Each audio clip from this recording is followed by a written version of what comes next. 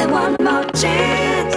Hey, worry and honey, give it one more chance. Worry and honey, give it one more chance.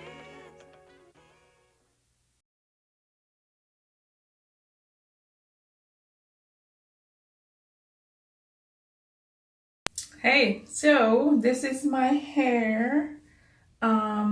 I kept the scrunchies on for about 4 hours. Was it 4 hours? Yeah, it was about 4 hours. So it wasn't nowhere near dry, but I did go ahead and take them off and style them. I've actually been out, so my hair is completely dry now.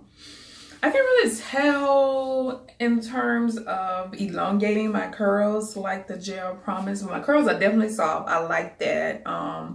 Usually my wash and goes are a little more crunchy, has a little cast on it, and I don't mind that much, but this is so much better. I do believe that these curls are going to hold. Like I said, I've been out and the weather is humid.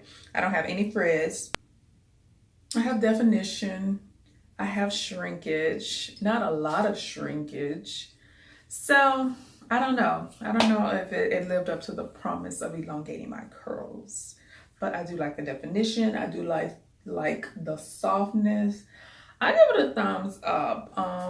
So if you're interested in trying that new product from Shea Moisture, I guess it's not really new. It's new to me. I think it's been out a while, but I like it. I think I'm going to use it for my wash and goes, most wash and goes. I'm not gonna say all of my wash and goes. I'm gonna use this jelly, but I like this. So if you want a soft wash and go that is manageable, soft to the touch, and still give you definition, this is the jelly for you. Thank you for watching. Bye.